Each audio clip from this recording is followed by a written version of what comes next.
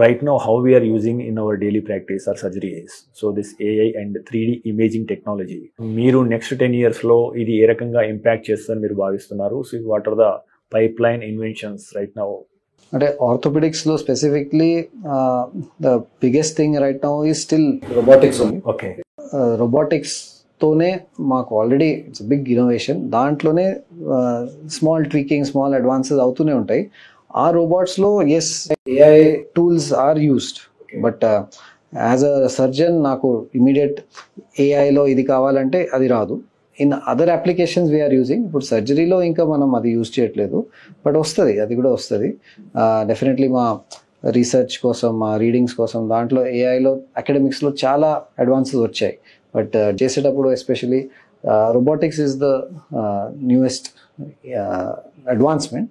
Beyond that we're still waiting. And ఆ robotics లోనే fine tuning అవుతుంది. ఇప్పుడు సన్షైన్ కిమ్స్ లో పిల్లలకు సంబంధించి పీడియాట్రిక్ ఆర్థోపెడిక్స్ లో ఎటువంటి సబ్ స్పెషాలిటీగా డెవలప్ చేస్తున్నారు దాన్ని? ముఖ్యంగా కొంతమంది పిల్లలు వంకరకాలతో పుట్టడం జరుగుతుంది, దానికి ఎటువంటి చికిత్సా విధానాలు చేస్తారు? సో అలా ఎక్కడైనా రాష్ట్రంలో పుట్టిన వారు ఉంటే ఆ తల్లిదండ్రులకు మీరు ఇచ్చే సలహా ఏంటి? యా, బేసిక్ చాలా అడ్వాన్స్ అయిపోయింది ఆల్రెడీ పీడియాట్రిక్ ఆర్థోపెడిక్స్. మీరు చెప్పిన correct statement. It's separate sub speciality. ఇప్పుడు నేను ఎట్లా నీ జాయింట్ ప్రాక్టీస్ ప్రైమరీలీ చేస్తాను, బట్ అఫ్ కోర్స్ మిగతా అన్నీ చేస్తాను, but knee joint is my interest.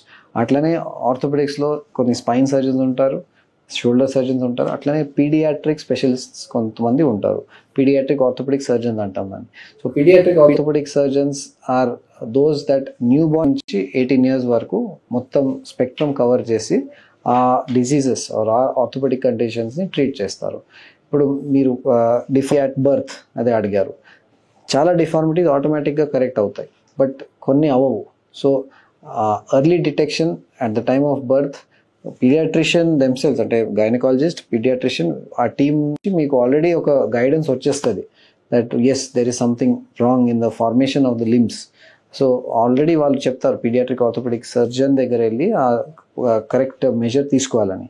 But early detection, early cure చేస్తే ఆల్మోస్ట్ 100% ట్రీట్మెంట్ సక్సెస్ ఉంటుంది. ఎందుకంటే చిల్డ్రన్లో ఆ కెపాసిటీ టు హీల్ చాలా హై ఉంటుంది. సో టైమ్లీ ట్రీట్మెంట్ తీసుకుంటే definitely you can do. Like for example CTEV అని ఉంటుంది. ఓకే, సో క్లబ్ ఫుట్ అంటాం కామన్ టర్మినాలజీలో. ప్లాస్టరింగ్ టెక్నిఫుల్గా వచ్చాయి, సో అది స్ట్రైటన్ చేయొచ్చు. డిడిహెచ్ అని ఇంకొకటి ఉంది. అవన్నీ కూడా ఇమీడియట్ టైమ్లీ ట్రీట్మెంట్స్తో 100% సక్సెస్ ఉంటుంది. Nothing to worry. ఓకే, అంటే ఎర్లీ డిటెన్షన్ చేసి ఎర్లీగా హాస్పిటల్ తీసుకురావడం ఉత్తమం అంటారా? ఈ వయసులో చేస్తారు సాధారణంగా అది డిపెండ్స్ సార్. కొన్ని మనం soft tissue surgeries, Boney surgeries అట్లా డిఫరెంట్ ఉంటాయి. కొన్ని సర్జరీస్ డీలే చేయాలి, అంటే at the age of skeletal maturity 15-18 తర్వాత చేస్తేనే బెటర్.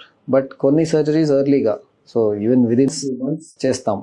బట్ ఆ differentiation depends on the condition, అది చేయాలి. బట్ ఆ డిసిజన్ పేరెంట్స్, మా పీడియాట్రిక్ ఆర్థోపెడిక్ సర్జన్తో కలిసి చేయాలి. అండ్ దట్ అట్లీస్ట్ ఆ ఇన్ఫర్మేషన్ తొందరగా తీసుకోవాలి. లైఫ్లో సర్జరీ ఎప్పుడైనా అవ్వచ్చు, but the diagnosis and the plan should be fixed. మీరు తీసుకునే అదే మందులు, అదే నాణ్యమైన మందులు, కానీ సగం ధరకే.